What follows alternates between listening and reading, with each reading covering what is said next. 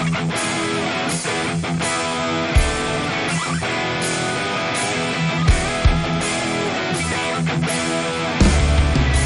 and gentlemen, boys and girls, good evening, and welcome to the 16th Woodbridge Township Athletic Alumni Association Hall of Fame Induction Dinner. And that is a mouthful.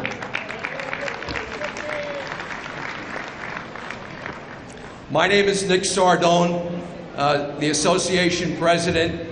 It is a privilege for me to be up here to MC this program as a long time Woodbridge Township sports fan. And we thank you all for coming out and supporting your inductee and with family and friends. It's a great program that we have. We hope that you enjoy it, and I know that you will. Tonight we are honoring 15 individual inductees, 3 championship teams, and 2 special guests of honor with another long tradition in Woodbridge Township. All of these people, of course, have brought many happy memories and achievements and honors to their high schools, to their families, and tonight we will recognize them for all of those accomplishments. One thing about the class of 2018, we still have all staters in this group. We still have all county honorees in this group. We still have collegiate athletes in the class. We have 1 professional athlete, semi-pro baseball, in this class. And we have 1 national and world-class weightlifter in this class, which is quite unusual because weightlifting has never been a school-sponsored sport. But this gentleman, and he's in your booklet, was so outstanding that the committee voted this year to bring him into the Hall of Fame. With this class, we have 6 decades of honorees, believe it or not, beginning with the 1940s through the 1990s, and that's a long time for Woodbridge Township. So the 40s through the 90s, and that's just an unbelievable thing when you talk about Woodbridge Township sports and history and tradition. And that's the great thing about a Hall of Fame dinner, that we are able to do that and talk about this great township and the sports history that it has enjoyed over the years. At this time, I'd like to call up Deacon Peter Barcelona from St. Anthony in Port Reading to give the invocation.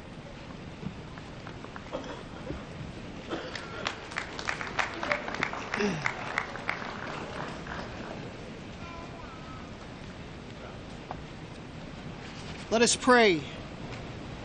Heavenly Father, as we gathered this evening to celebrate the gifts of time and talent you bestowed on us, we thank you especially for these individuals and teams that will be honored and inducted this evening into the Woodbridge Township Athletic Alumni Association Hall of Fame. Through this humble prayer, we are deeply grateful to you, Heavenly Father, for all your great gifts of life and sports and for athletic talent you bestowed upon these individuals. As we gather this evening in fellowship, we ask your blessing upon our honorees and their families, and all those who serve on the Woodbridge Township Athletic Alumni Association, and for those who have worked to make this special occasion possible. Heavenly Father, we ask you to bless this food we are about to share, to bless those who prepared it and those who will serve it. And Father, let us be ever mindful of those who this day are without adequate food and shelter. Father, we ask this in your holy name. Amen. Thank you, Deacon Barcelona. I just would like to say a word about the Hall of Fame committee. We convened back in March. We started planning for the dinner back in March, and we've been going since then with monthly meetings and gatherings and trying to make sure that the dinner comes out special and comes out correctly. And as you can see, we're off to a great start tonight after all that planning. I want to thank the committee for all the time that they put in. Friday night, a number of the inductees were at the football games at Colonia and at JFK. I want to thank Ann Serrana and Nancy Cantala and the high school administrations for their help with those introductions at the games. This morning, the committee was here with me at 11 o'clock this morning as we prepared this facility, along with the custodial staff, for the dinner tonight. We stayed here until roughly 1:30 or so, went home, and then came back by 3:30, 4 o'clock. So it's been an ongoing situation. We have numerous committees. We have the awards committee. We have the biography writers and the typists. And we have the booklet people that put the booklet together. Everyone on the committee plays a role in organizing and presenting this dinner to the public. And all their names, by the way, are on page 4 in your booklet. The entire committee is listed in there. And I would just ask the audience, could you please give a round of applause for the WTAAA committee?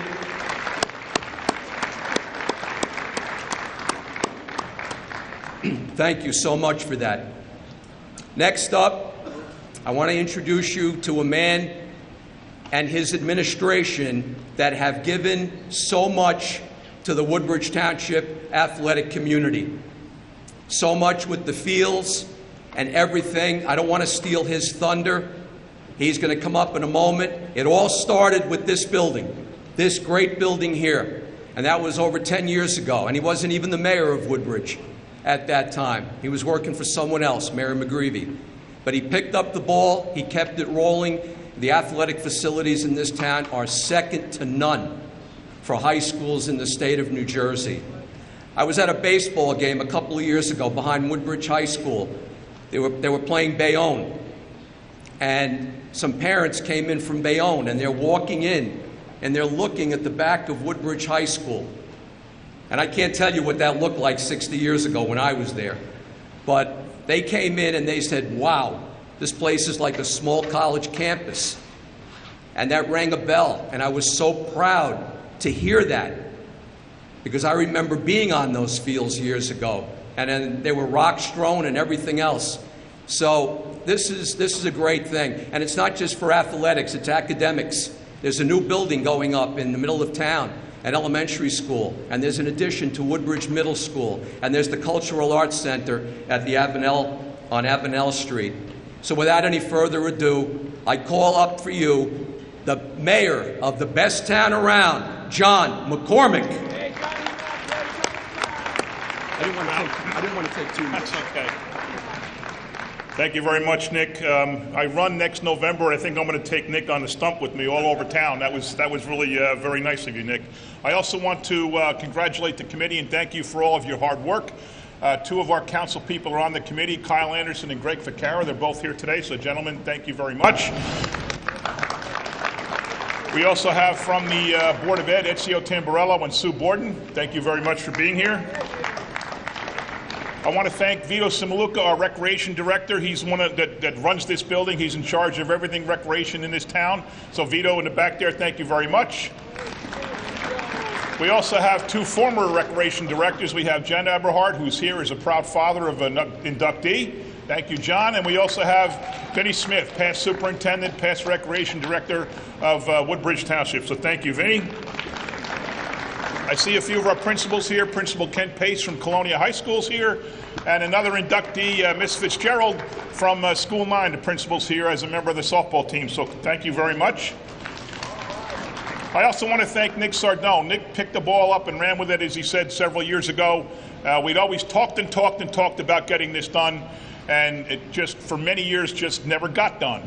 But several years ago, thanks to Kyle and thanks to Greg, and especially thanks to Nick, this Hall of Fame got back on track, and we've had the last several ceremonies. It's been wonderful to be able to recognize the people who excelled athletically in Woodbridge Township. I also want to say what a real pleasure it is to be here to see Frank and Vinnie Caprero. So I worked in News Tribune Sports Department my junior and senior years in college. So from September of 78 to June of 80, I was a part-time sports writer.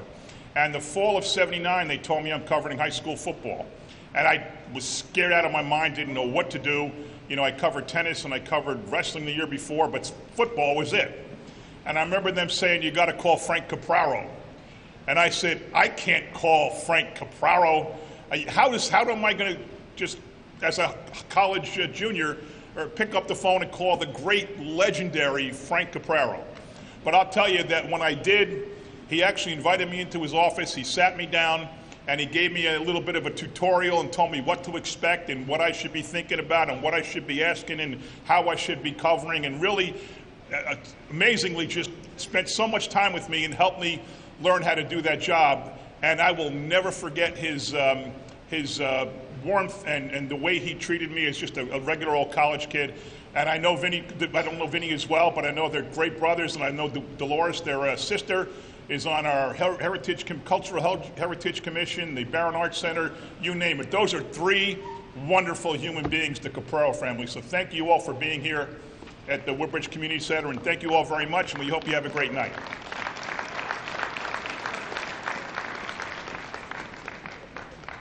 Thank you, Mayor John. All right, I too have some introductions. The mayor stole some of my introductions on me. Okay, but that's all right. You are the mayor. So what we like to do at every dinner is introduce Hall of Famers that are in the room. It is appropriate. It is done at every Hall of Fame induction that I know. So if you can just allow me a couple of minutes, I would ask these folks to stand and remain standing until we finish the roll call of WTAAA Hall of Famers that are here tonight. And I begin with Ron Allen, Jim Anderson. Jim is way in the back collecting money. Coach Frank Capraro.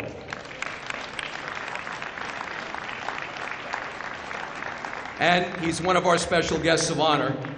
And his brother, Coach Dr. Vince Capraro. Right over here. Norma Arneson Grasso. I think Norma's collecting money out there also. Ellen Boris Pisano. Ellen's collecting money. Tom Schmiel, he's back there. Sharon Couch DiLeonardo, here we go. Nancy Cantala. Kate Flanagan, Cologne. Marie Gardner, Coach Marie Gardner. One of my old favorites as a kid growing up in Woodbridge, Jerry Gagno.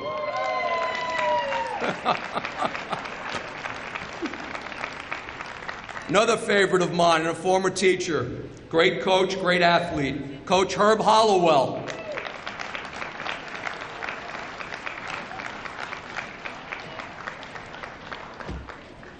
Another coach, a little bit younger, Stu Jago.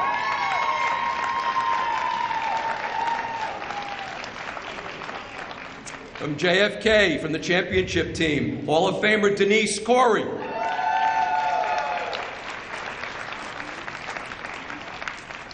Another great athlete, coach, administrator in the district, Bob Casco. Bob Casco was the first athlete from New Jersey to appear on a cover of Sports Illustrated. Do you believe that? 1961, I believe. I think that deserves an applause. Coach Bob McLaughlin.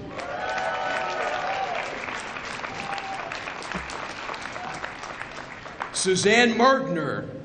I don't know if Suzanne is here. Okay. Bobby Peters.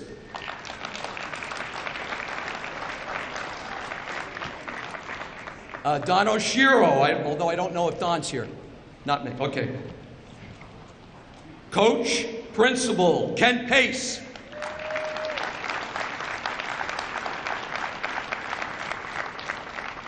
Softball pitcher, Tina Sabunis. But now that I said that, I don't want to ignore Kate. So Kate Flanagan, who I already introduced, was also one of these great pitchers. Coach, Sandy Schmidtke. Coach Mike Yanazzo. Mike here? Mike's out there collecting money. Okay. Thank you very much. How about a big round of applause for all the Hall of Famers? A few other people that I would like to mention. I want to thank Vito Simaluka, the director here at the Community Center. I did forget one other Hall of Famer because I didn't know that he was coming tonight, and he happened to graduate with me from high school. John Eppensteiner. Thank you, John. Okay, but a few other people. Vito Simaluka and his staff here at the Community Center. The generosity and the welcomeness of the people here, we can't do it without them. Everything we need, everything we ask for, they help us with. Harry Bernstein, I don't know if Harry is still here, but Harry was doing the TV interviewing at the beginning of the program. I want you to meet two early presidents of the organization. The very first president this year, Dave Peterson. And then a couple of years later, Greg Ficarra followed him. Greg, you were one of the early presidents. Probably doesn't even remember, it's been so long. Another group that I want to mention, and they took a whole table, and it's fantastic that they came here to support Coach Frank Capraro, and that's the New Jersey State Federation of Umpires. Gentlemen,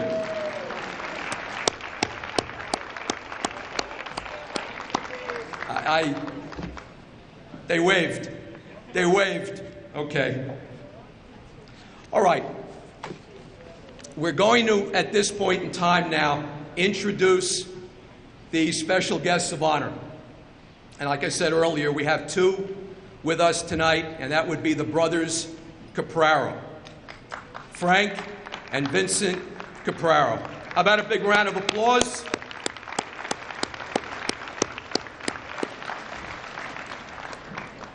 Let me just quickly give you, we'll start with, actually with the both of them.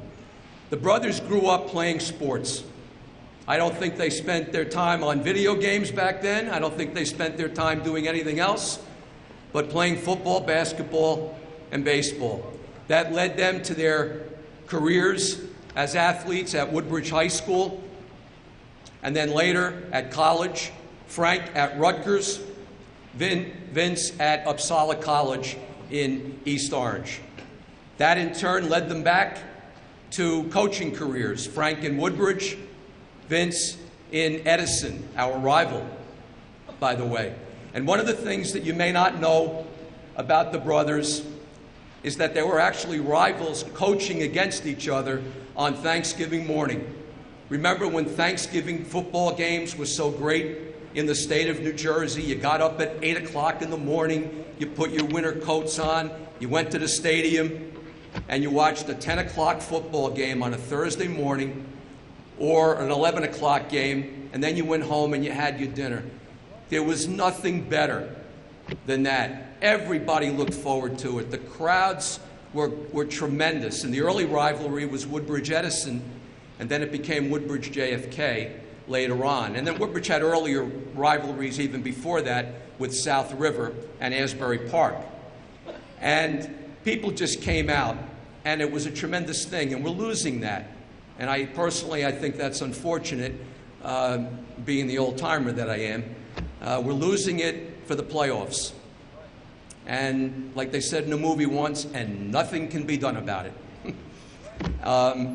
The playoffs have taken over. But the rivalry with Frank's Barons and Vince's Edison Eagles started in 1973 when Frank returned to Woodbridge High School after a 6-year career at Trenton, and then Vince was already at Edison High School, and they went at it for about 4 years with one another. So, I'm not sure how many of you out there really remembered that or even knew it, but it was a great thing. And I asked Vince when I was talking to him on the phone and preparing for the dinner, I said, how did you feel about coaching against your brother? And he said, you know what? At the end of the day, it didn't matter, because I still had my older brother, and I looked up to my older brother. I got that from Vince. And I might have put the quote in the program, which happens to be on pages 2 and 3 in your program. All right, let me break it down for you now. So Vince Capraro, the younger brother, enters Woodbridge High School in 1952. And Nick Prisco had not returned yet to coaching. George Garrick was still the coach. And Vince worked. He had to work at his game. And he finally became a varsity starter his junior year, and he was a member of one of Nick Prisco's great teams in 1955. And there were some great people on that team. Ronnie Osborne, Joe Martino, Leroy Alexander. These are very revered names in Woodbridge Township sports history. And prior to that, 1 year prior to that, Patsy Barbado was a teammate of Vince. And after Vince graduated from Woodbridge High School, it was on to Uppsala College up in East Orange. He played 4 years up there. He was a co-captain, finished football up there, came back home. Should have come to Woodbridge. Edison made him an offer he couldn't refuse. So he went to Edison Township, became a teacher there, became an assistant coach, and then head coach of the Eagles in 1967, where he stayed for 10 years as Edison's head coach. After that, it was a career at Princeton University with the freshman team for a couple of years, and also Uppsala College, where he coached, became the head coach back at his alma mater for a number of years. And then he continued his teaching career in Edison. How he did it all. Vince, how did you do it all? I don't know how you did it. I really don't. Coaching, teaching, and then becoming an administrator, working his way up through the ranks to the point where he became, for almost 10 years, Edison Township's superintendent of schools. That's Vince Capraro's career in a nutshell. Your booklet goes into a lot more detail there on page 3. If you look at page 3, by the way, the 1953 team picture is in there. That was when Vinny was a sophomore. And if you look in the second row, towards the right-hand side, number 4, there's young Vince. Vince Capraro, number 4, in a Baron uniform. If you look in the back row, the taller fellow, number 24, that's Patsy Barbado. And if you look in the first row, number 35, last year's guest of honor, Bill Kovacs, who coached for many years at Colonia. And of course, Patsy was the head coach at Colonia. So some really fantastic names that Vince happened to play with at that point in his career. But all in all, a legendary career for Vince Capraro. We're pleased to have him here. And I did ask him if he would consider saying a few words. Ladies and gentlemen, here's Mr. or Dr. Vince Capraro.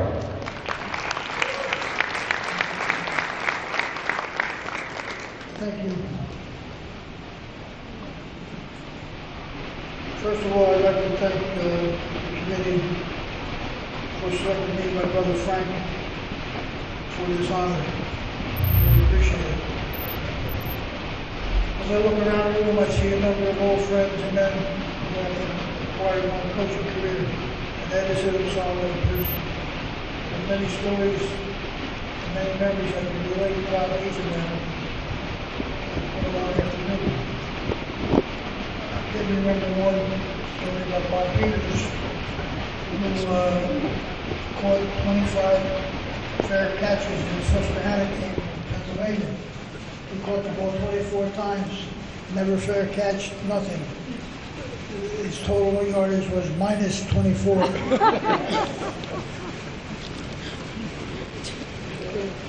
two of my most loyal coaches from Edison, Mike Krakowicki and Ron Hoyta. They're no longer with us, but they've coached with me for a long, long time. Greg Ficara, who you all know, Sal Mastretta, and my brother Frank have all coached with me. Bob Peters also was a coach with me. Bob Peters and Donnie Oshero, Vinnie Smith all worked for me as assistant coaches. Vinnie Smith, as you know, is now the superintendent of schools at Point Pleasant Borough. He was a superintendent in Woodbridge before that. I hope I have played some small part in the success that they have become. It would not be possible to coach as many years without the love and support of the teams. Other guys who are here from my team, Rick Labby, I mentioned before, he's done the superintendent of schools in Sayreville. He's done a real good job. Mike Mishler and John Matos are also here. They're former players of mine. Okay. Very, very concerned that the students in the different townships will continue to work as hard as they can to become better athletes and better students. It would not be possible to coach so many years without the love and support of the family. Of course, my wife Judy, 51 years, and our children, Suzanne, Joe, and Cindy. Suzanne is here as a family tonight after they all had run a 5K in Monmouth County this morning. Mike and Maya each came in first in their age groups. Suzanne, who was a language arts supervisor at Hazlitt, and our son-in-law Joe, the teacher of Spanish and yearbook advisor. Maybe we'll be able to get a job. I've got these two superintendents here, Joe. My niece Patty and husband Ken are here with us also. My nephew Vin Joffrey is here with his wife Robin and their children, Vincent and Giancarlo. My sister Dolores Joffrey, Vin's mother, is well known for her contributions to the community of Woodbridge. Vincent has carried on the family coaching tradition, and he is working now at JFK and Bishop R, I believe. Well, we're proud of all of them. Once again, Nick, thank you for your committee. They work in organizing this very special affair.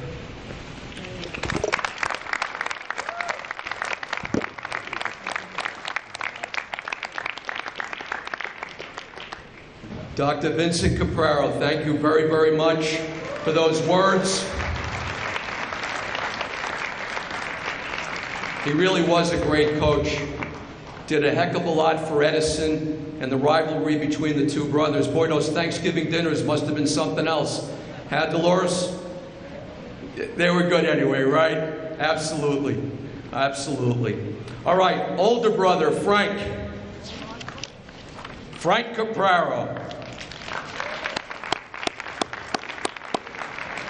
So Frank entered Woodbridge High School in 1942.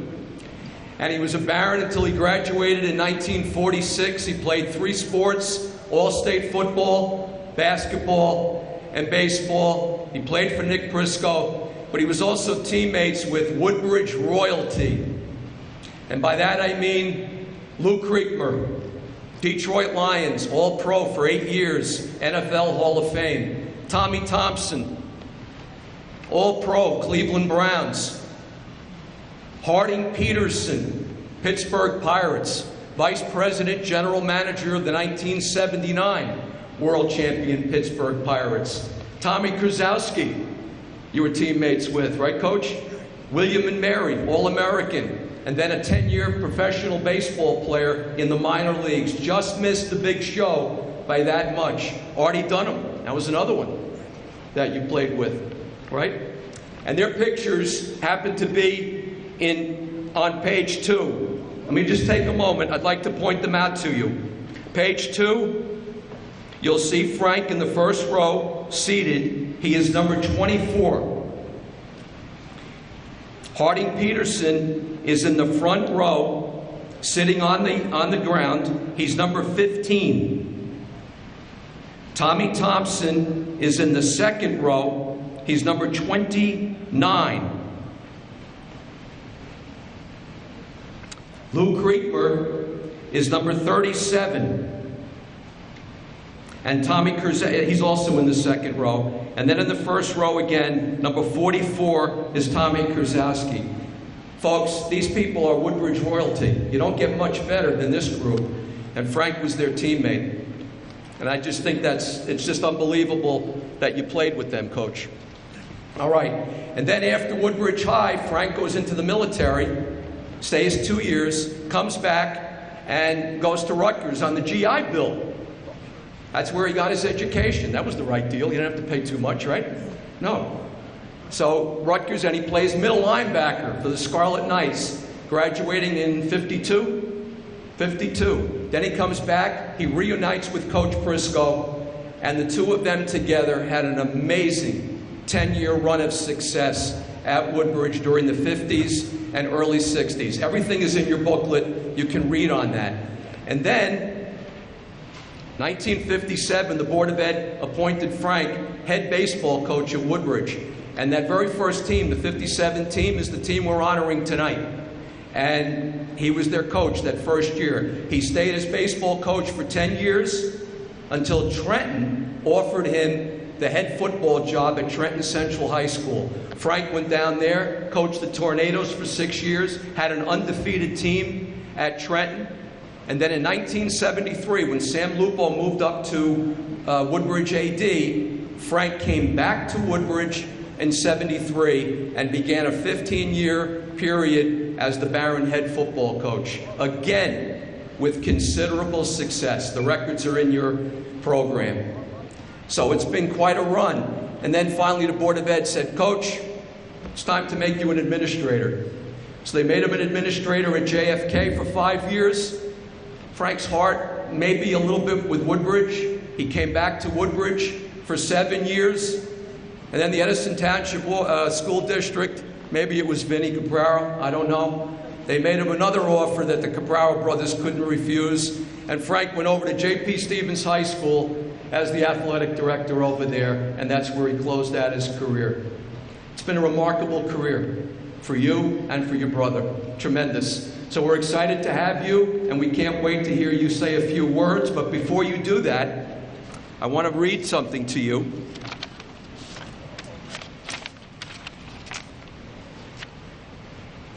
Congratulations on receiving this most prestigious award from the Woodbridge Township Athletic Alumni Association. I fondly remember our Woodbridge High School days and the outstanding athlete you were in 3 sports, namely football, basketball, baseball. You were excellent in all 3, but specifically being smart, tough, and a ferocious hitter on the football field. You were so smart, I believe, that Coach Prisco granted you the privilege to call the signals on both offense and defense. I always remember you never giving up and your determination to do everything correct to win for our team. I also remember as a football player, you made first team All-State in 1945 in All-County in football, basketball, and baseball. I am certain that your brother Vinny, who is also being honored this evening, along with the rest of the family, are very proud of you and your accomplishments. As we get older, our physical skills may not be the same, but fond memories of our high school years live on forever. Do you remember when we finished school for the day and some members of the football team walked to Pearl Street in Woodbridge and stopped at a little store, and we would get hot dogs and a soda while we walked to Legion Field for practice? Can you see the kids doing that today? We also had fun at the weekend rat race dances in Woodbridge. Okay? I don't know if you know what that is. You later went on to become a great football player at Rutgers after serving your country in the Army. At Rutgers, you were known as a tough and determined player. You later had a wonderful career in the teaching field, coaching profession, as well as serving as an athletics director. You touched the lives of many young men. Not only did you teach and coach them, but you gave them skills that would make them better people so that they could be successful in life and give back to society as adults. I sincerely hope that you enjoy your special evening, which you so richly deserve, along with your brother Vinny. I wish you the best that life has to offer. In closing, one more memory comes to mind. I know that you were coaching at Woodbridge and Vinny was at Edison. You played each other every year on Thanksgiving morning. That must have been an interesting Thanksgiving dinner for each of you in all those years, and one of you probably got heartburn depending on who won and who lost that game. Coach, do you have any idea who this is from? Harding William Peterson. How about that? Huh? Harding Peterson lives in Florida now. He was our special guest of honor 2 years ago. He couldn't make the trip, so his son came up and made the speech for him. Harding William Peterson. Coach, I'll bring this to your table, and would you like to say a few words?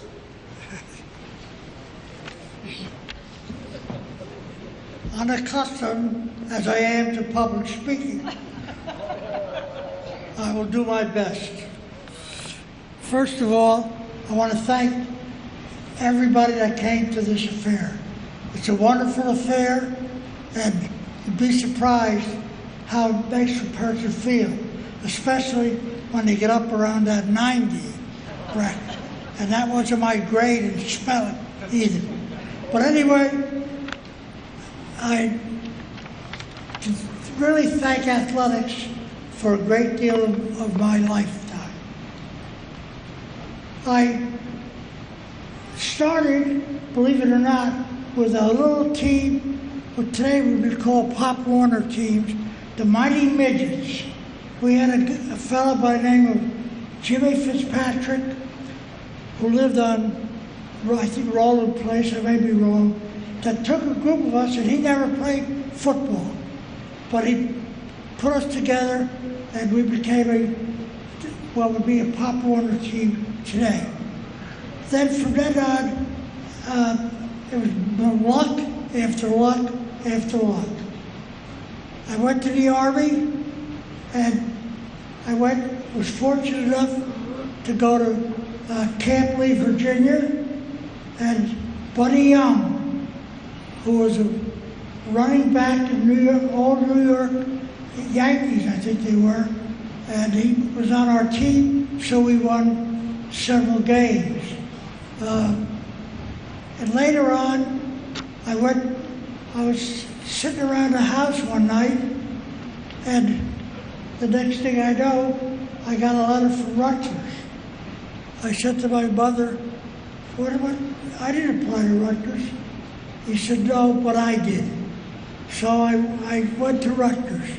Luckily, at Rutgers, my freshman coach was Al Twitchell, who later became the athletic director at Rutgers and was also a teammate of Nick Frisco.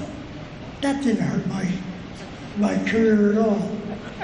But I think that football is a wonderful, wonderful institution. There's nobody that's going to help you out. If you're a lineman, you're 11 inches from that guy opposed from you. You don't have your mother, you don't have your uncle, you don't have the referees there. It's you and that guy. And that, I think, is a great attribute that football has. As you go on, there's many other instances that I could talk about in football. I think that regardless of all the talk about doing this two-hand touch, flag football, I see some crazy things on TV. That's between that and watching Howdy Doody. But I think football is here to stay. There's no question about that. It's been good to me, It's been good to my family. It's been good to most communities. And really, in closing, I would just like to thank my entire family for putting up with me. But you win some and lose some. And I also would like to thank the organization here that did this great honor for me. I think that, as I said before, and I'll close with this, I think that football, athletics, camaraderie go all together and can do nothing but make a person stronger in his lifetime. Thank you.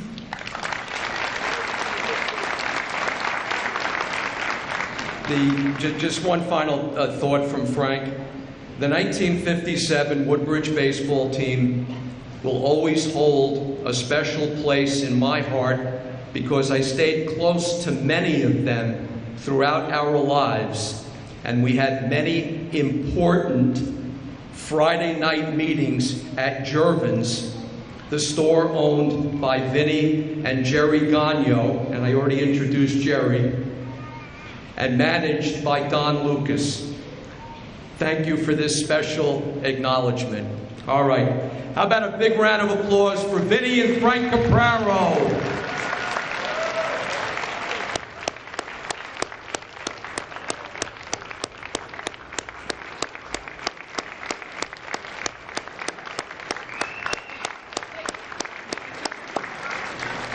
Good evening, everyone, and welcome. It's my pleasure and Nancy Pintala's pleasure to introduce tonight's inductees. First up, Ed Ackerman, Woodbridge High School, class of 1963.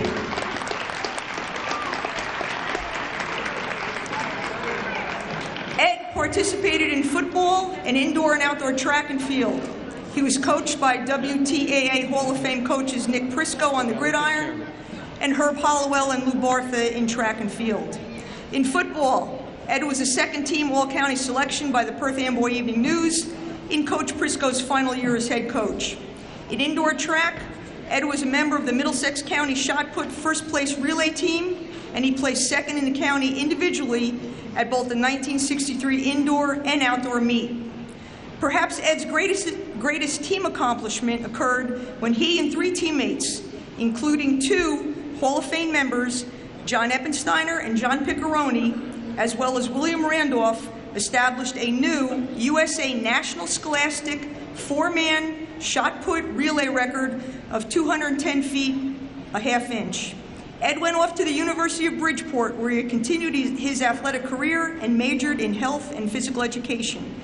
In football, he was a three-year letter winner. Ed was also named to the 1966 All-East Conference first team, and he was a Little All-American by the Associated Press. The AP also selected him as an honorable mention for their All-New England team. Finally, the United Press International named Ed to their All-New England Small College Football first team. In track and field, he was a three-year letter winner in the weight events. After graduating, Ed returned home to begin a career as a physical education and health teacher right back here in Woodbridge Township. His time was mainly spent at the elementary level. He also was an assistant football and track and field coach at JFK under Ron Osborne and Herb Hollowell, respectively. He recently retired this past June from teaching 50 and a half years. That in itself merits the Hall of Fame. Today, Ed is employed by Joe Canals in Islin. He and his wife Geraldine live in Roway. They have three children. Ed Ackerman, the Woodbridge Township Athletic Association welcomes you to the Hall of Fame. Congratulations.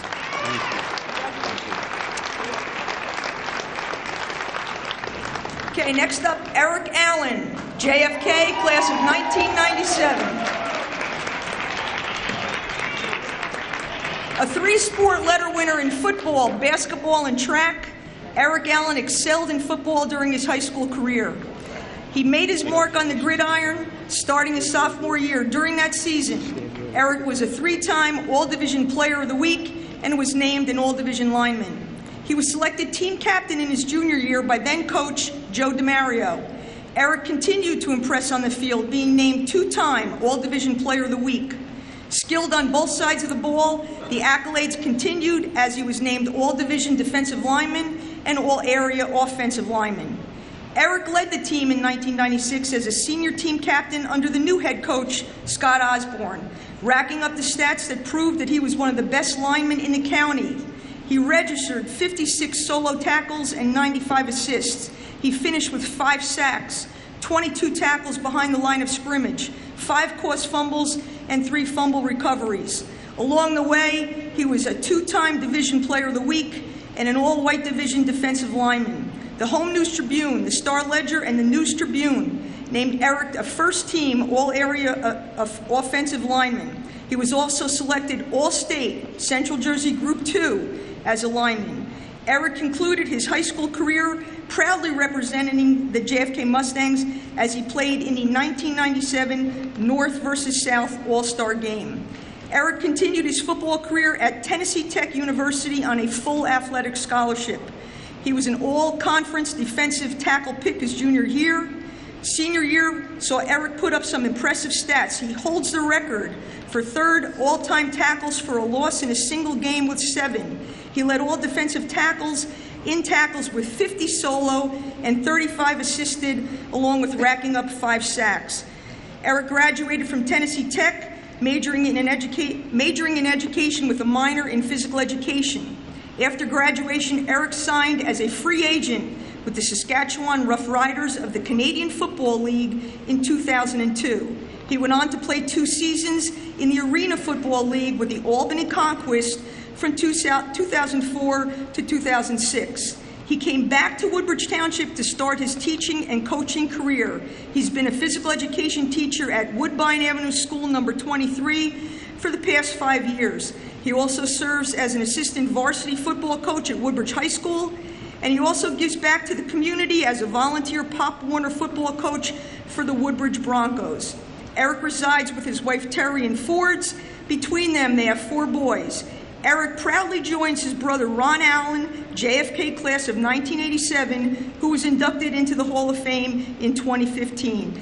Eric Allen, the Woodbridge Township Athletic Association welcomes you to our Hall of Fame. Congratulations. Next, we have Sergeant Charles Braden, Colonia High School class of 1983. Sergeant Charlie Braden was a 1983 graduate of Colonia High School, where he competed athletically in football, basketball, and track. It was on the Patriot Gridiron where Charlie made his mark, playing for Hall of Fame coach Patsy Barbado. Charlie was a 2-time letter winner in football, and he was captain of the 1982 CHS football team. In 1982, he was named the Star Ledger All-Middlesex County football team as a 3rd-team defensive end, and the News Tribune All-Middlesex County football team 2nd team. Sergeant Braden continued his football career at Washburn University. He was a 4-time football letter winner for the Washburn Ickabogs, 3 years at defensive end, and 1 year as defensive tackle. Sergeant Braden's personal athletic honors at Washburn University included being named to the 1985 and 1986 All-NAIA District 10 first teams, defensive end in 1985, defensive tackle in 1986, the 1985 and 1986 All-Central States Intercollegiate Conference first teams, and also the 85 and 86 NAIA All-American teams honorable mention.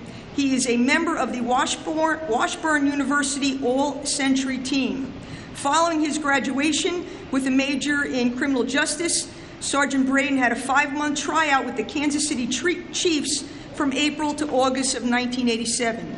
Charlie was later called back to the team during the strike that season, but declined the offer for personal reasons. Sergeant Braden began his law enforcement career with the East Brunswick Police Department in 1988. He relocated to Florida in 1991, and he continued a career in law enforcement along with a stint in the pharmaceutical industry. He has been a member of the Melbourne Police Department since 2011, where he continues to serve with distinction and dedication. Sergeant Braden holds a master's degree in management and leadership from Webster University. Charlie's family includes his wife Barbara and children Charles, Heather, Jeff, and 2 grandchildren. Congratulations and welcome to our Hall of Fame. Next, we have Jerry Connell, Colonia High School, class of 1995. Jerry's not here with us tonight? All right, Jerry's not here with us tonight, but here are some highlights from his bio. In the spring of 1995, it was a magical season for Woodbridge Township High School baseball. 3 players, including 1 from each high school, were named to the Star Ledger All-State, All-Groups First Team.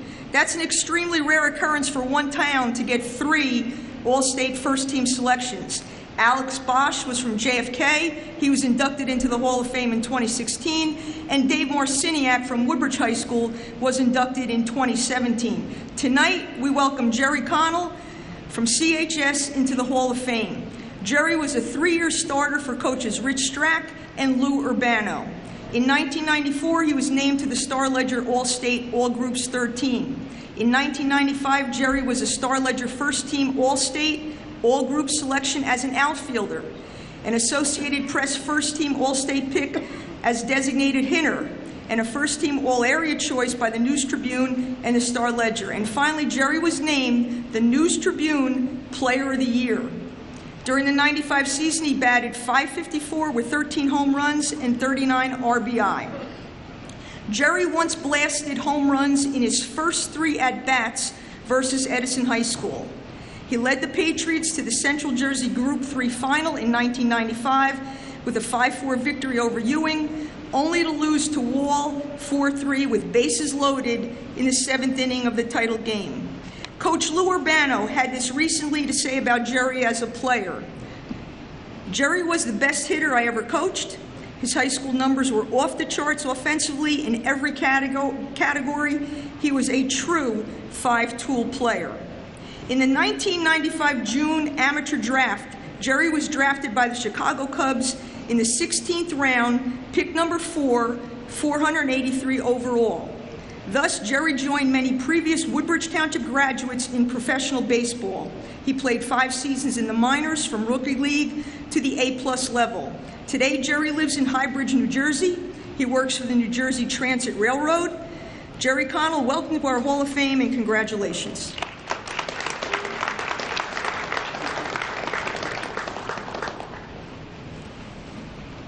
And next up, we have Gene Durkak, Colonia High School, class of 1995. Come on up, Gene. All right. Gene was a 3-year starter for Hall of Fame coaches Jack Krieger and Ken Pace. During his junior season under Coach Pace, the Colonia High School Patriots won the GMC White Division and the Central Jersey Group 3 Sectional Championship. Gene scored 16 points in that overtime victory over Franklin. Gene was a 2nd-team All-County selection by the Star Ledger, the News Tribune, and also the GMC coaches. During his senior season, the Patriots repeated as White Division winners, and Gene was a 1st-team All-County selection by the Star Ledger and the GMC coaches, along with being a 2nd-team pick by the News Tribune. He concluded his high school career with 1,134 points. Gene accepted a scholarship to Florida International University and played 4 years of Division I basketball, where he also served as team captain for 3 years. Gene was selected to the Conference All-Tournament team in 1997. Gene is still listed on the FIU milestone charts, including 5th in games played with 110 games and 5th in total career points with 1,146 total points. Today, Gene lives in Colonia with his wife Jennifer and children Jordan, Taylor, and Aiden. Gene works for the United States Olympic Committee. He has served as a volunteer assistant coach with the CHS basketball program. He enjoys coaching youth sports and running to keep in shape. He looks like he's in pretty good shape. Okay? Coach Pace has said the following recently about Gene. Gene Durkak is a tremendous example of a student athlete who was a driven competitor. Regardless of the moment, Gene was a leader on the 1993 to 95 teams that his teammates would rally behind and coaches could always rely on. What we are most proud of is that drive and competitive nature Gene Kirkak possesses that has made him the tremendously successful husband, father, and businessman that we can all rally behind and rely on. Gene, welcome to the Hall of Fame. Congratulations. Good evening. Next up, from JFK High School, class of 1993, Allison Eberhardt.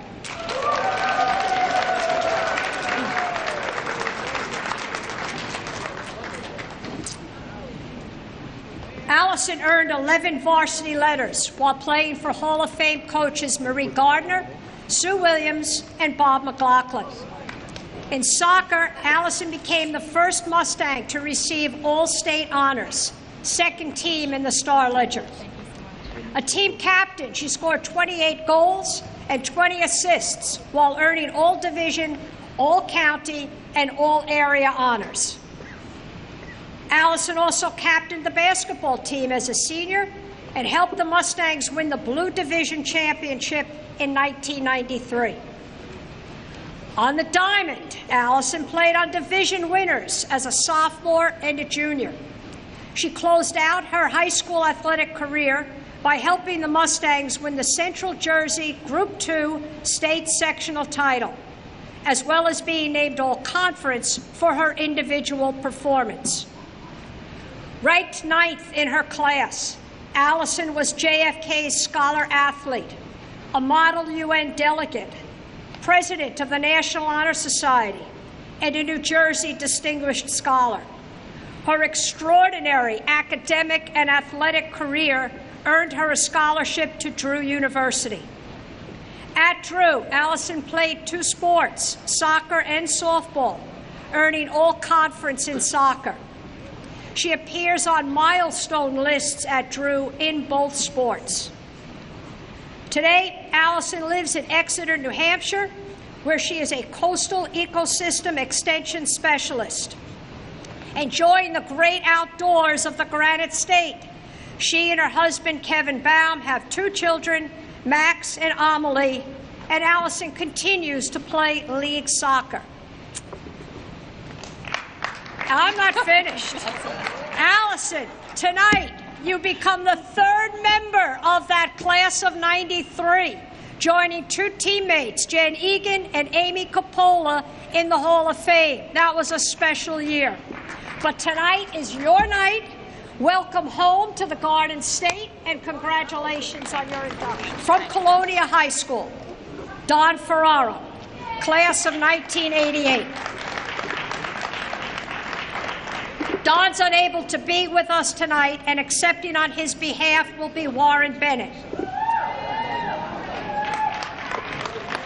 Don competed for the Patriots in football, track, and baseball. Playing for Hall of Fame coach Patsy Barbado, Don earned 3 varsity letters in football.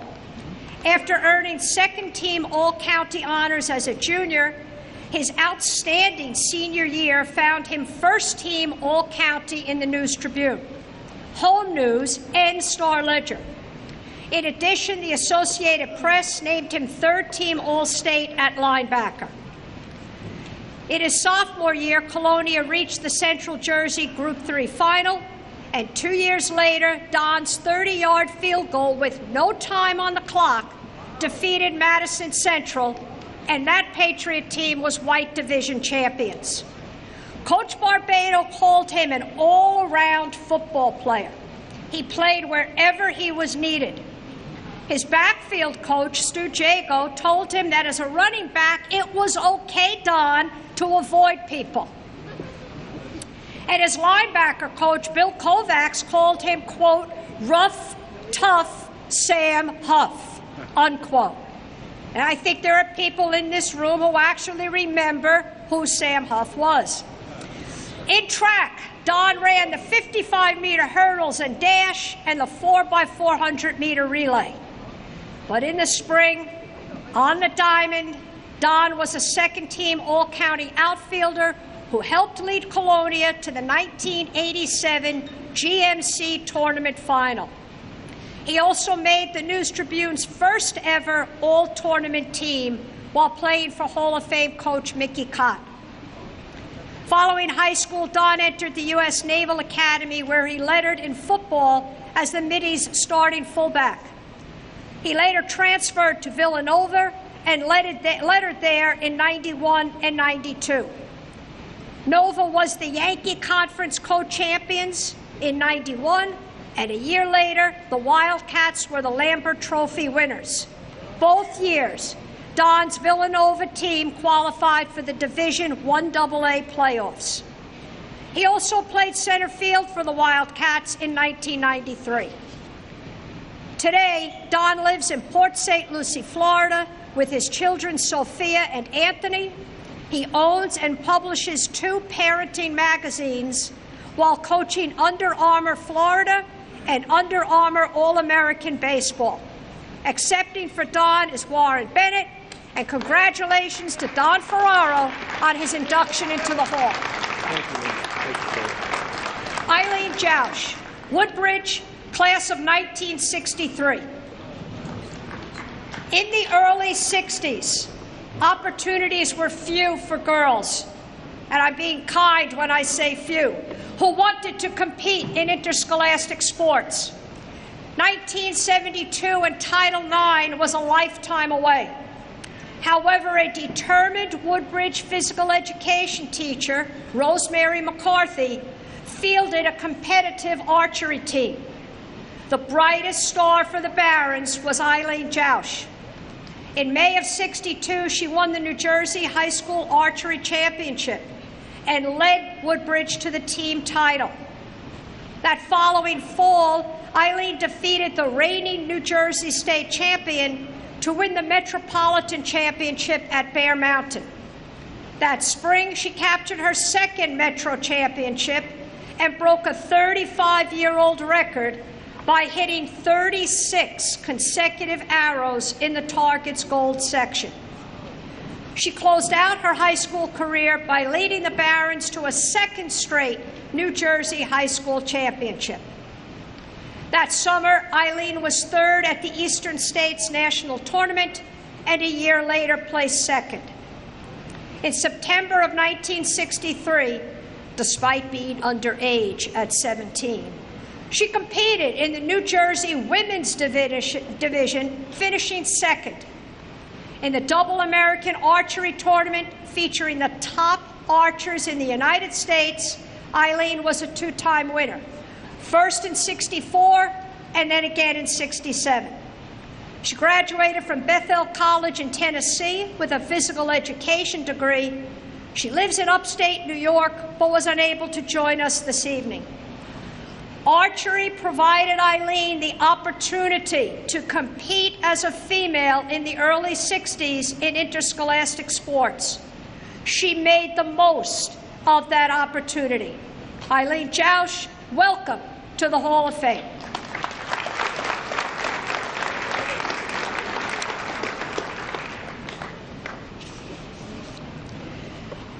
Our next inductee, Richie Kovac, Woodbridge High School, class of 1960.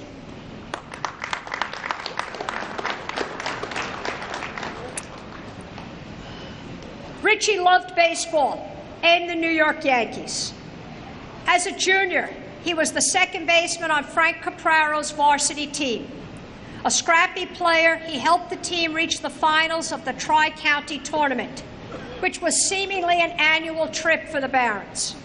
The squad also played in the Greater Newark Tournament, which at that time was the official statewide New Jersey tournament.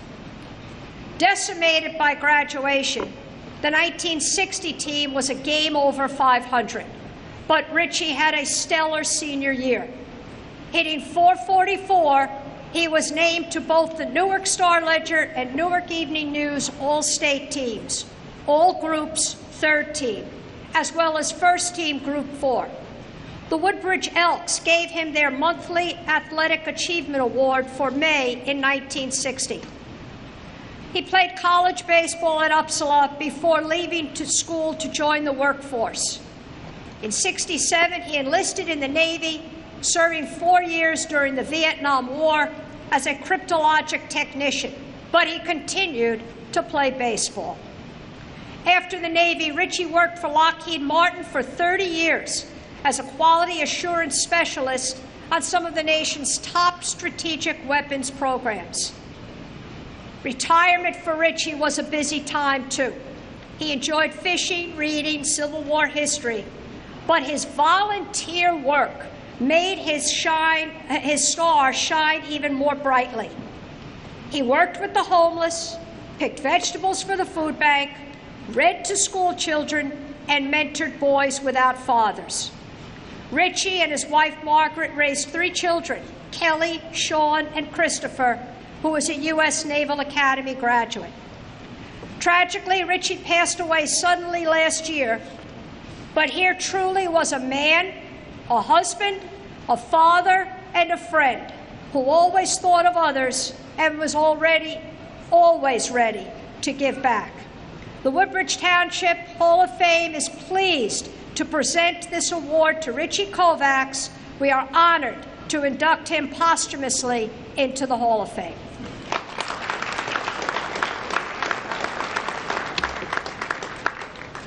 And now I think I will have someone actually come up here and stand next to me. Ted Kajowski, Woodbridge High School, class of '52.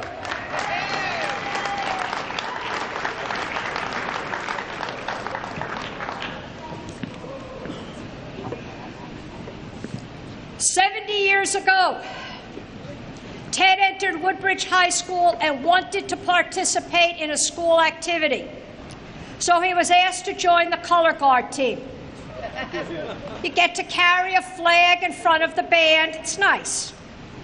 So the season starts, and head football coach Nick Prisco notices a 6'1", 195-pound flag carrier. And he said, "Son, how come you're not playing football on the freshman team?" So Ted replied he had never played the game before. Nonplussed, Coach Prisco told Ted to turn in your color guard uniform for a football jersey. We will make you a football player. So as a sophomore, Ted became a lineman on the JV team. He credits Hall of Fame coach Lou Bartha for teaching him how to block, tackle, and totally focus on each and every play. By junior year, Ted was a starter on offense and defense for head coach George Garrick. He was a lead blocker for another Hall of Famer, running back Tommy Ramrod Williams. Ted was first-team All-County in the Perth Amboy Evening News. Ted and his good friend Louis Kuhn were captains of the team in '51. His great line play continued, and once again, he was first-team All-County in the Perth Amboy Evening News, a rare repeat recognition in those days. The Newark Star-Ledger selected him for their All-State Group 4 third team. After graduation, Ted accepted a scholarship to Albright College in Pennsylvania. A 2-year starter on defense, he received several awards for his play. But unfortunately, Ted left Albright after 2 years due to family obligations. He returned home to work, but continued to play football, playing 3 seasons of semi-pro ball with the Woodbridge Golden Bears, earning Rookie Lineman of the Year in 1955. In '56, he began working for State Farm Insurance, opening his own agency on Inman Avenue in 1963. For the next 35 years, he operated this business. Married for 63 years to his high school sweetheart, Ted and his wife Joan live in Clinton Township. They have 3 daughters, Cynthia, Pamela, and Deanna, 7 grandchildren, and 1 great-grandchild. Crosby, Stills, Nash & Young once sang, "It has been a long time coming." Ted, your journey has been a patient one, but tonight is your night, and I am extremely thrilled to stand up here and welcome you to the Hall of Fame. Thank you so much. Congratulations. Okay, from Woodbridge High School, Lou Mercado, class of 1975. Unfortunately, Lou cannot be here with us tonight. But as a student at Woodbridge High School, Lou competed in the non-school sponsored sport of weightlifting through a Woodbridge Township Recreation Program supported program called the Casby Eagles. Lou competed at many statewide, regional, national, and international competitions. He won or placed in numerous events. While in high school, he won the 165-pound weight class at the National Junior Olympics. Competing in California, he was a three-time national champion in 1976, 77, and 78. Beginning at the age of 18, he competed in the Junior World Championships for 3 years in Marseille, France. In 1976, Lou finished fourth, the highest any American had ever placed up to that point in time. After graduating high school, Lou competed for the very successful Montclair State College weightlifting program, where he won an individual title and helped his team to a national collegiate championship. While in college, Lou continued to compete internationally. He was a member of the USA Pan American team in 1979 in San Juan, Puerto Rico, where he won a silver medal in the clean and jerk event. Lou went on to compete and place at the Senior Nationals from 1978 to 1984. He was a member of the USA World Championship team in 1981. In 1984, Lou placed fourth at the Olympic trials and became an alternate member of the USA Olympic team in the Los Angeles Games. One of Lou's greatest accomplishments came just this past summer at the age of 60 in the triathlon. For 60 consecutive days, he swam 1 mile, biked 26 miles, and ran 6.1 miles. Overall, this meant he swam 60 miles, cycled 1,560 miles, and ran 360 miles over a 60-day period. Lou's goal was to grow his Try for Kids Foundation, a child-centered charity in Ocean County, New Jersey, for patients of cancer, cystic fibrosis, and other health problems, including a lack of physical fitness. Lou said, "There are so many kids in need, and I want to help them all." Today, Lou owns the Coal House, a coal-fired pizza restaurant in Seagirt, New Jersey. He does public speaking for his Try for Kids Foundation. He has 2 children. And Lou, we welcome you to our Hall of Fame. Congratulations. Dr. Andrew Munkachi, JFK, class of 1990. Dr. Munkachi will not be with us tonight, but here accepting his award is his mom, Mrs. Munkachi.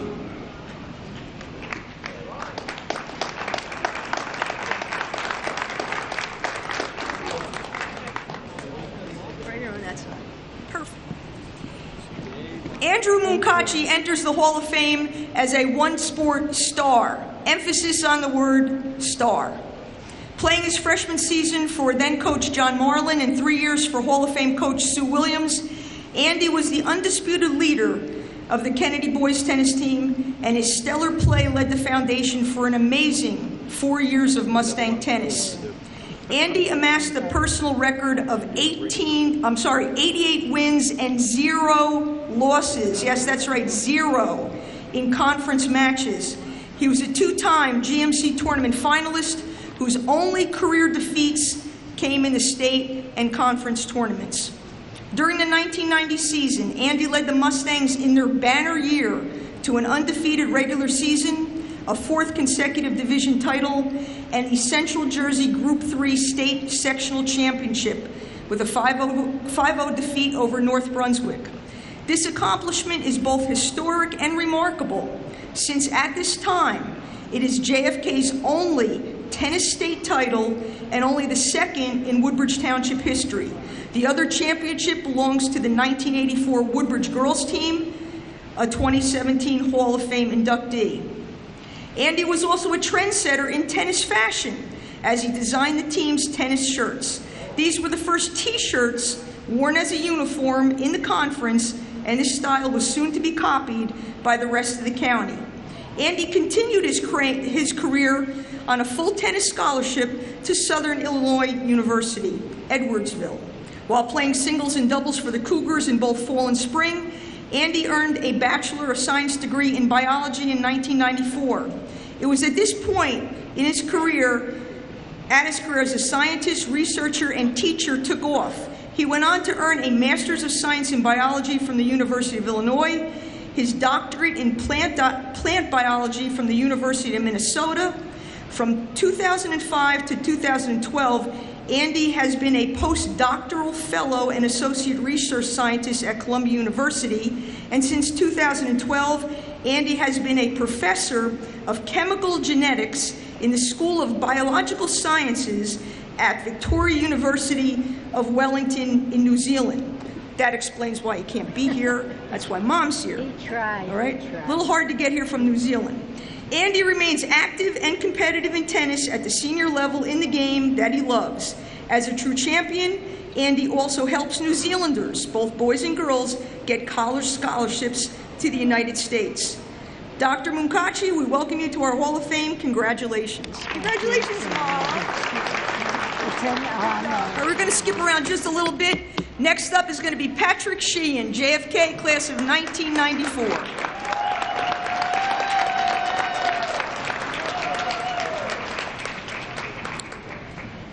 Long before Pat Sheehan donned number 76 for the Mustang football team, he wore a different uniform as he performed at Lou Bartha Stadium.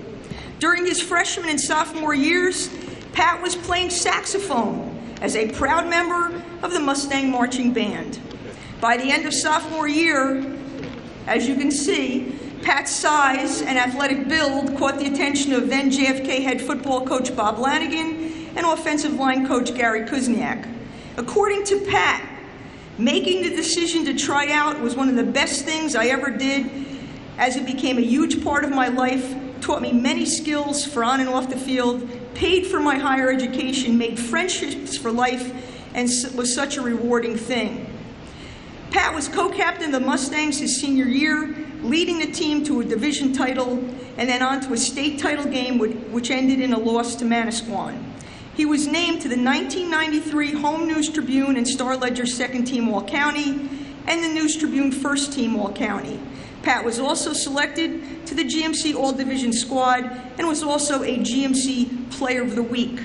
Pat has the distinction of being the first JFK football player to play in the inaugural Snapple Bowl All-Star Game.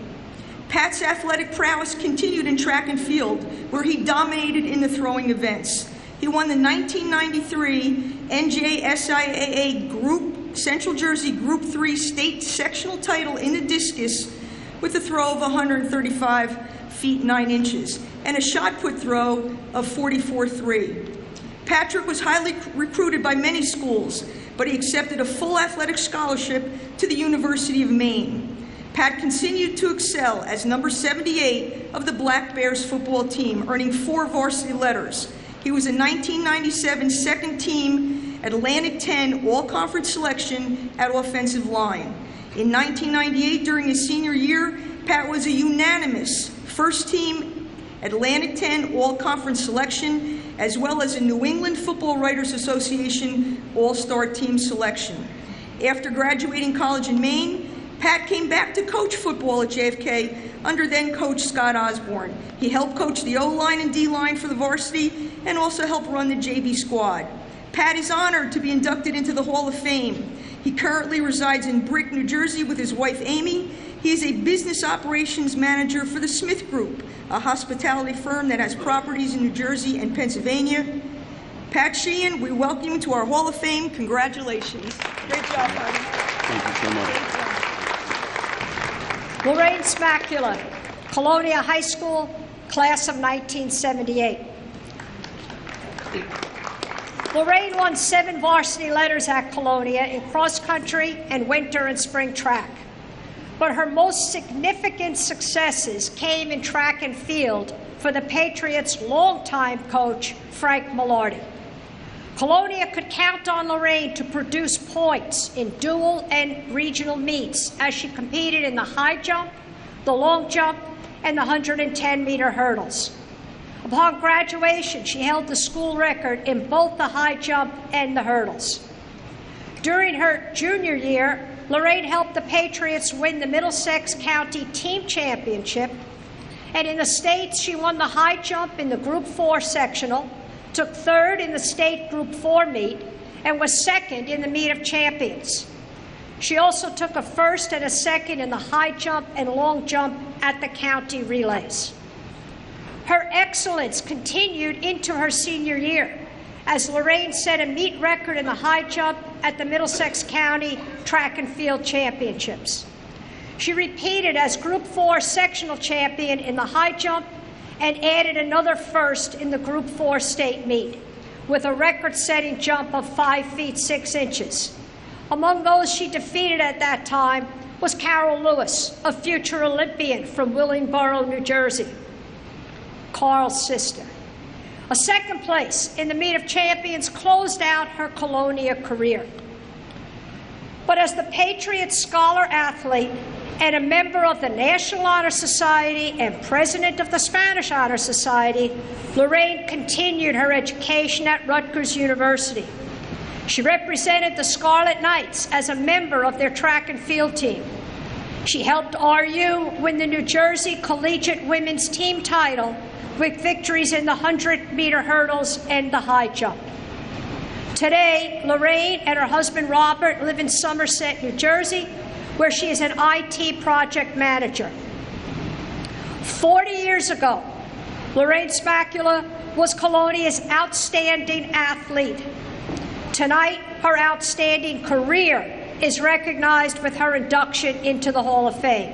Although she can't be with us tonight, congratulations, Lorraine, on this honor.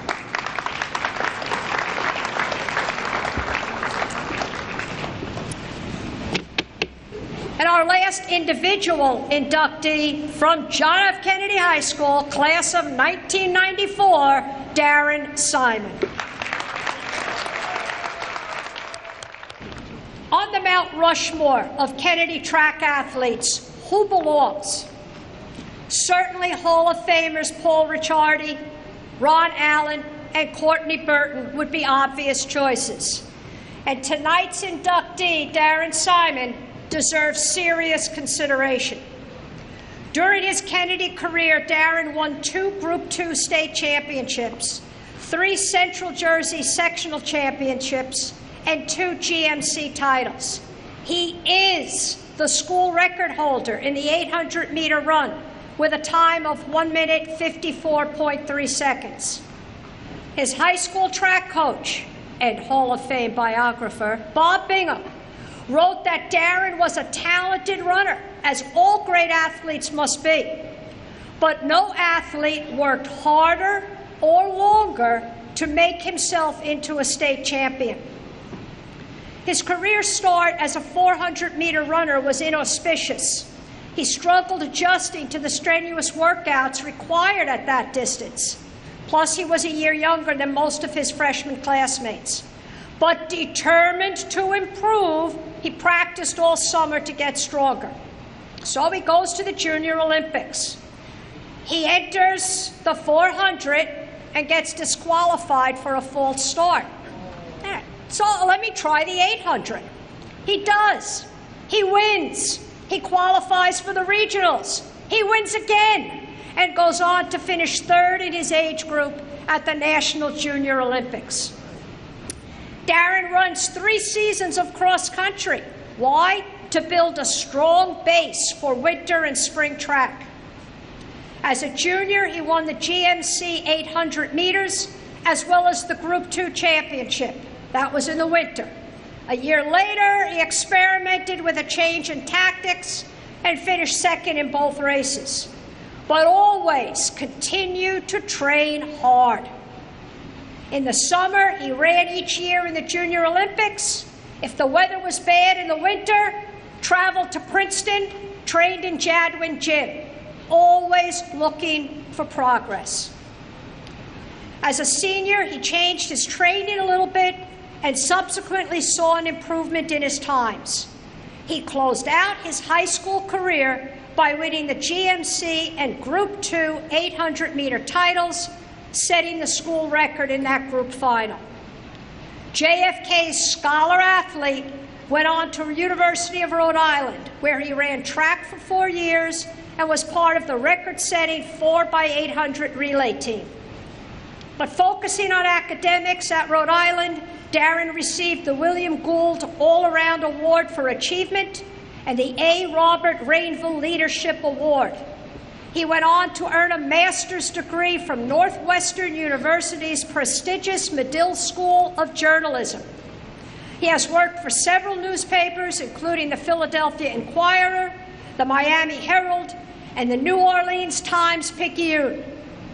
He's currently living in Atlanta, where he covers social problems as a senior reporter for CNN. Darren has always carried himself with style and class. His successes have been fueled by hard work and dedication. Welcome home, and congratulations as you take your well-deserved place in the Hall of Fame.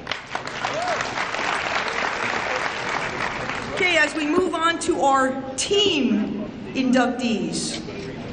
First up, it's my pleasure to introduce from Woodbridge High School, the 1957 baseball team.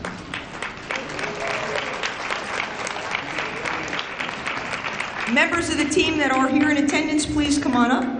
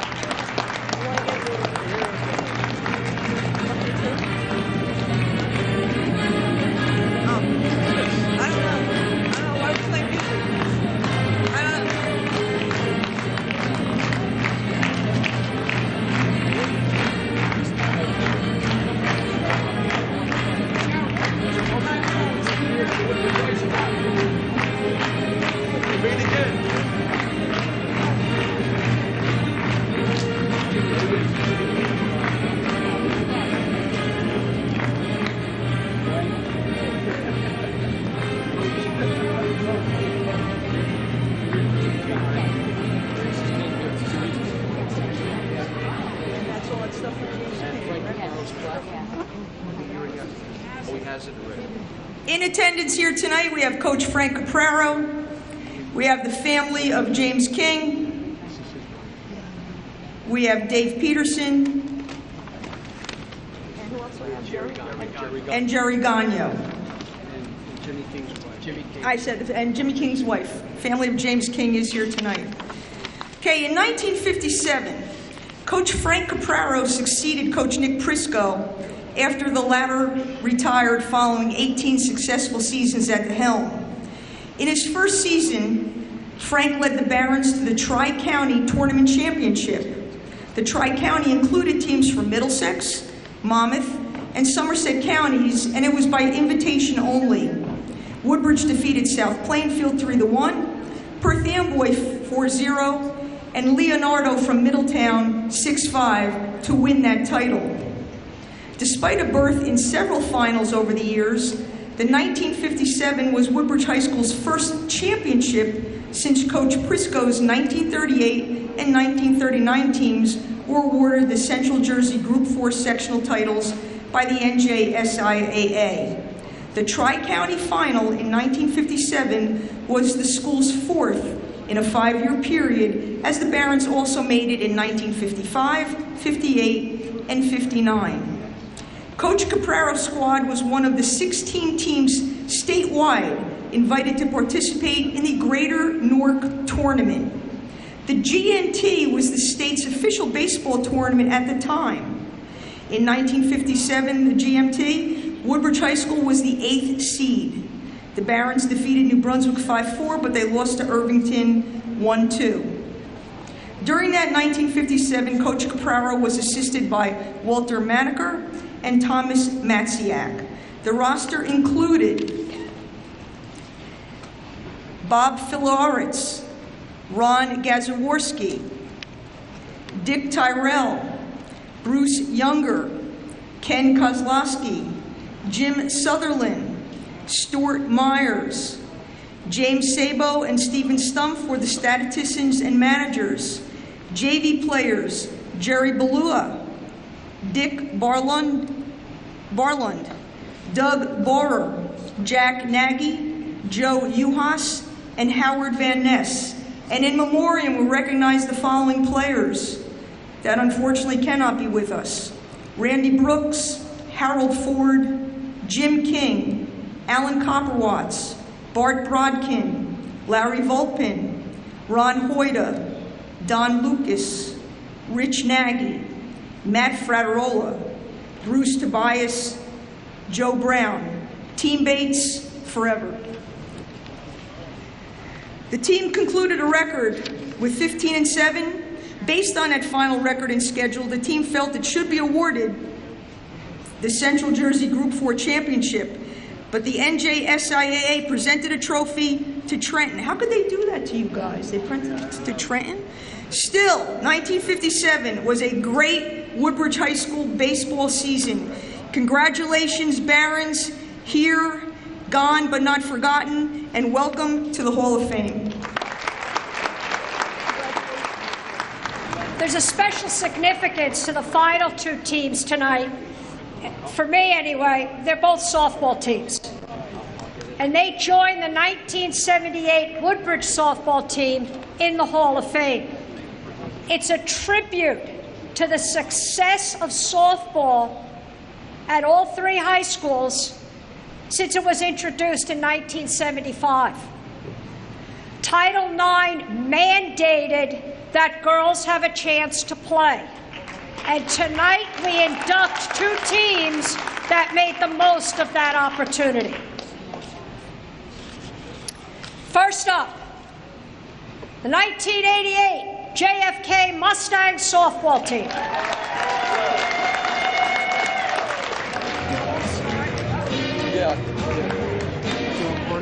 After winning the 1987 GMC tournament, Coach Bob McLaughlin was confident as 1988 began.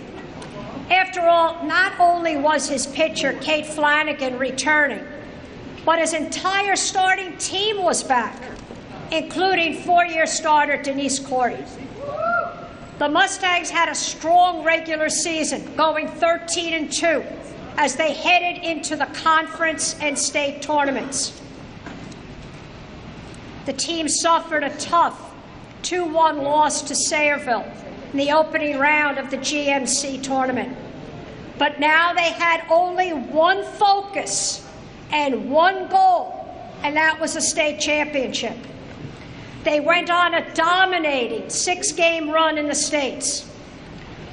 Along the way, they defeated Red Bank in the sectional semi and parlayed a one-hit pitching gem from Kate to defeat Matawan and once again reign as Central Jersey Group 3 champs.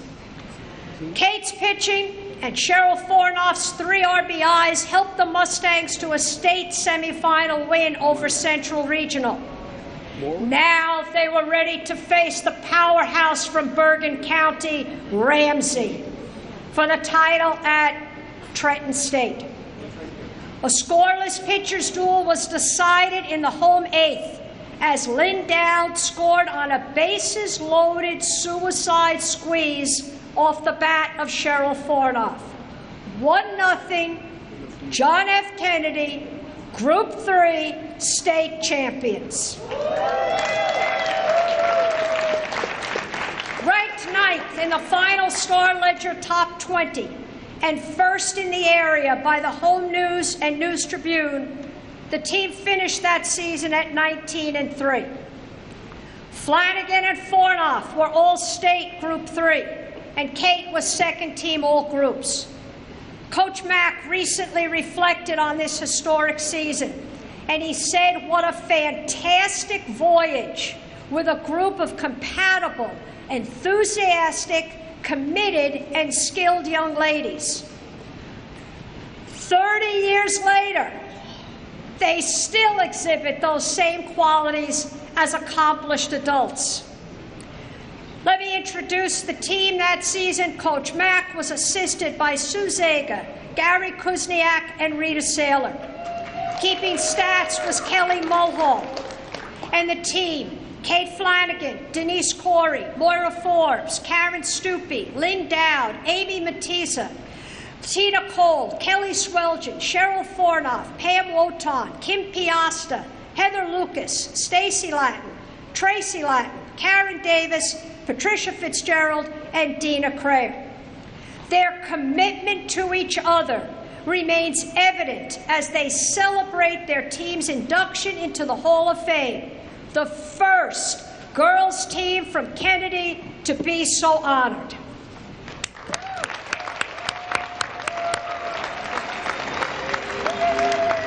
With us tonight, Bob McLaughlin, assistant coach Rita Saylor, Pam Wotan Bernard, Stacy Latin Brady, Kate Flanagan Cologne, Patricia Fitzgerald, Tina Cole Frost, Denise Corey, Amy Matisa Moyer, Cheryl Fornoff Quatermass, Stacy Latin Rabba, Karen Stupi, and all the way from Georgia, Moira Forbes Zapata. Congratulations. And finally, the 1990 Colonia Patriots softball team.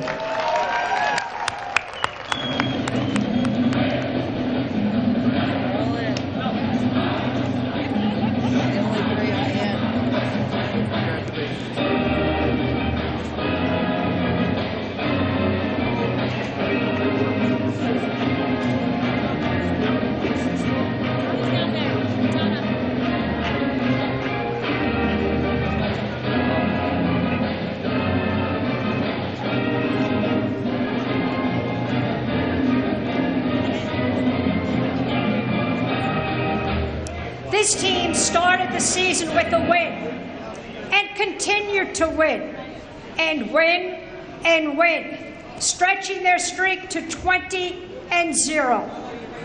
During that run, they won the GMC Blue Division and the Central Jersey Group 2 sectional title, defeating Delaware Valley, Bridgewater Raritan East, and the top seed Shore Regional. Then they defeated Buena to reach the Group 2 final versus Lenape Valley. The lone run scored in the 7th. A heartbreaking defeat for the Patriots. But they had one more game to play. They regrouped, focused on the task at hand, and finished their amazing season by defeating the top-seeded Edison Eagles 1-0 in 11 innings to win the GMC Tournament Championship. Their final record, 21-1. After the season finale, Coach Jago stated what everyone knew. We've just got a great team. The only team in Colonia softball history to reach a state final. They ended the season #1 in the Home News, the Elizabeth Daily Journal, the News Tribune, the Star Ledger, Suburban Cablevision, and WCTC Radio, and #2 in the Star Ledger final state poll. Nearly 30 years later, Coach Jago is still effusive when talking about this team, saying that, quote, their heart was just unbelievable. The girls were a big family. Everything was for the team. And the team that had that fabulous season included seniors Renee Forbaniak, Michelle Ferragamo, Kelly Horner, and Edie Scarfone.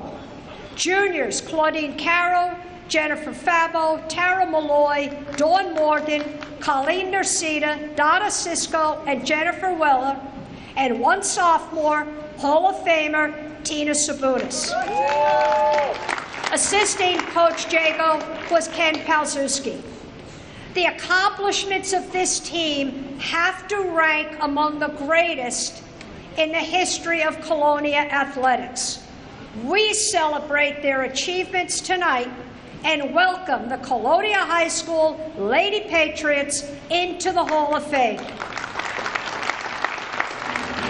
With us tonight, Coach Jago, Claudine Caro, Colleen Nursita DeMartinez, Jen Fabo, Donna Cisco McBaron, Tara Malloy, Michelle Farragamo Murtha, Tina Sabunis, and Jennifer Weller. Congratulations to these ladies, and congratulations to all of tonight's inductees. Okay. Unfortunately, we are done. That's it. And it's nice and early, too. As a matter of fact, we might have set a record tonight with time. And I'm always big on records. So, you know, anytime we can get a record, that's a good thing.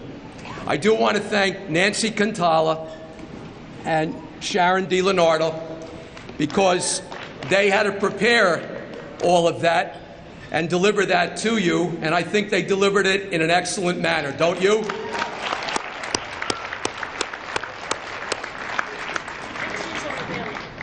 Okay. All right, pictures are available from Dave down the right-hand side. Please see Dave, all right? He came out tonight, and he would welcome your company. I'd like to thank again the Woodbridge Township Hall of Fame Committee for all the work that they put into this program tonight. I want to thank the audience. You all came out to support your nominee, now your inductee into the Hall of Fame. I want to thank TV 3536.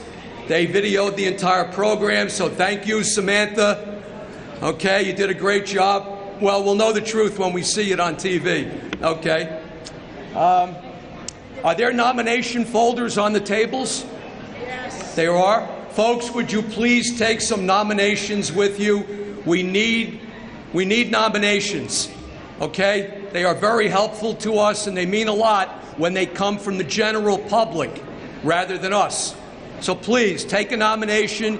You have 6 months to get them back to us.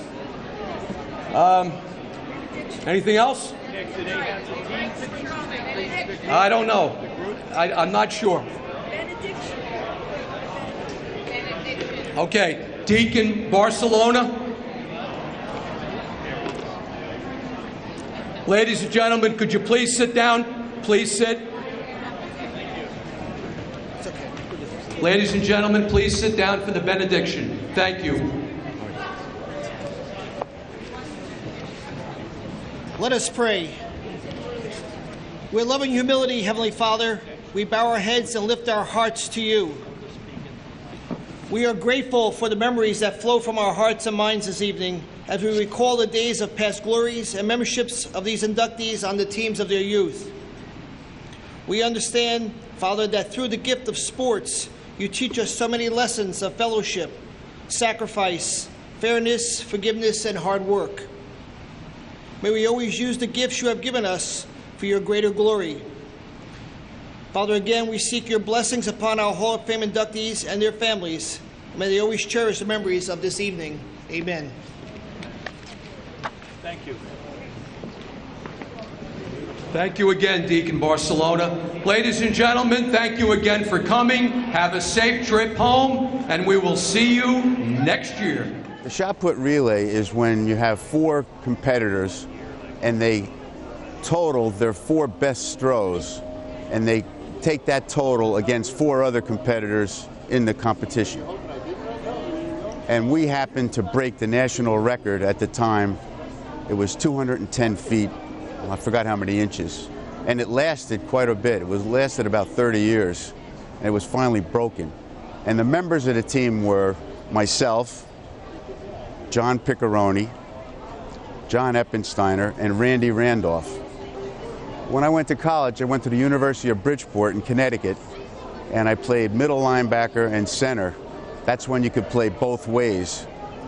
And then my junior and senior year, it was 2 platoon. It was just one or the other, so I played center. And I accomplished quite a few honors. My biggest honor was making honorable mention Little All-American. My favorite part of being a student athlete was the camaraderie that we had with the other athletes, and we went to class together, we showered together, we did everything together, partied together afterwards, and it was just sort of a fraternal feeling that you got from being in athletics. I think the most important part of coaching softball is to have a group of young ladies who have a commitment to the sport and work together towards success.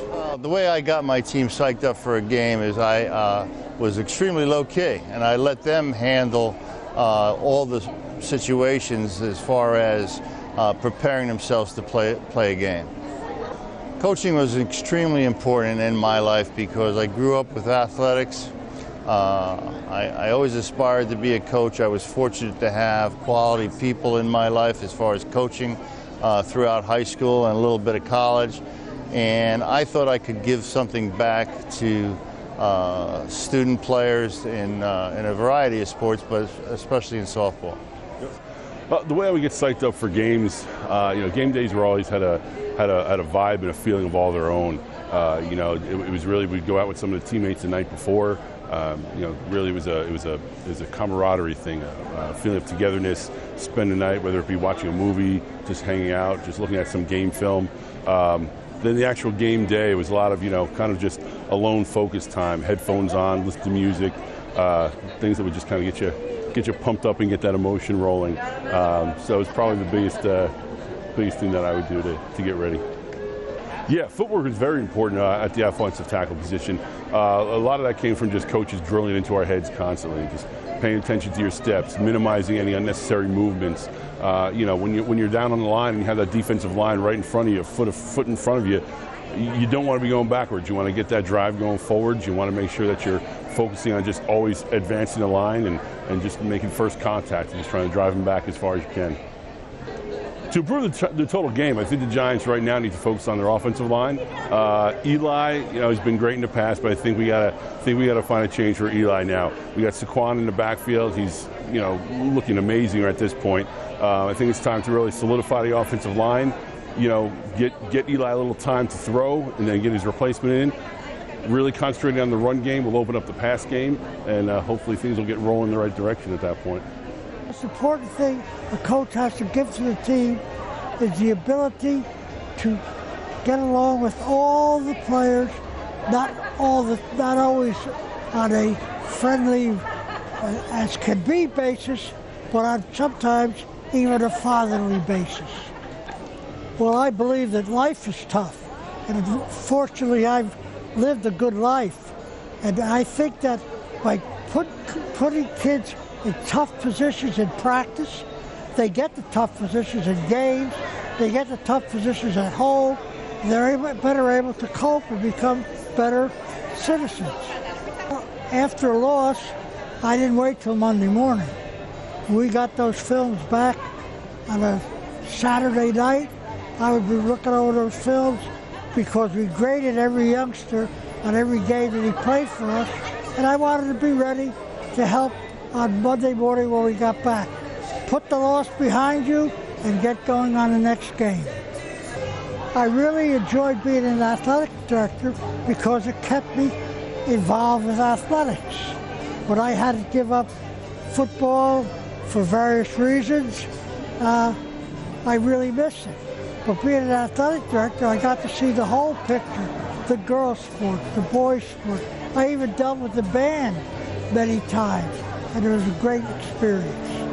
At Rutgers, by playing football, I learned, number one, that your size doesn't really matter. Number two, that you must hang in tough when things are tough. When I went out for Rutgers football, the freshman team had 100 people there on that team. But I hung in there, and finally as a junior and a senior, I played varsity football at Rutgers. It was very happy for me because I never lost to my brother.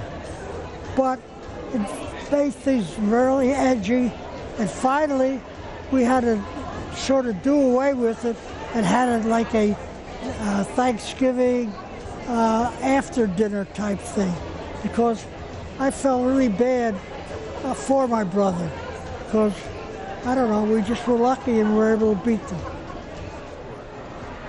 I love soccer because, one, it's a team sport, so I really love that a lot of cooperation is needed. But I think also what I love about it is all it requires is a pair of sneakers, and even that could be optional, and a ball, and that's it. And then the equipment requirements are basic, so it seems something that most people can do. And there's just something primeval about kicking a ball and running after it that I've always loved. It's the simplicity of it, I think, that I really love. So a stopper is a center fullback or center defender, but tends to play kind of an offensive role as well, so starting plays from the backfield. I think the skills that are required of a stopper, or at least the things that I enjoyed, are really, again, starting plays from the back, so always kind of, playing a strong defensive role, but then having your head up and ready to start an offensive attack from the back.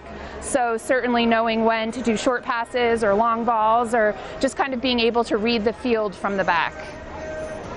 I'm a little out of touch with baseball lately, but I would say my allegiance is to the Mets. I learned commitment from my coaches. I think in high school I really learned discipline and having daily to go after school when you're tired and would much rather just go sit on a couch and relax. I learned every day to show up and to try my best and to work hard and to get along with others. So definitely discipline and perseverance.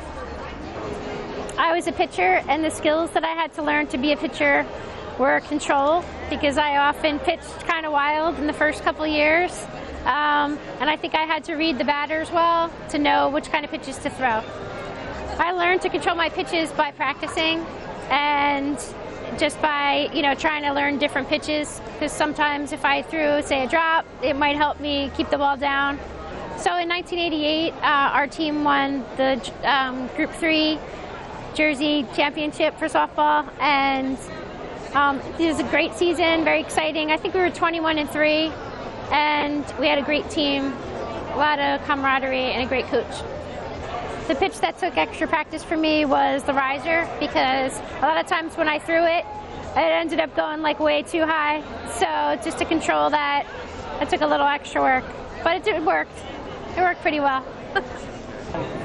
After I played my brother in football, Thanksgiving dinner was no big chore for us, because every night after the game, every day after the game, I drove to Frank's house so that we had a chance to talk about what had happened during the day. Football teaches boys to be loyal and dedicated.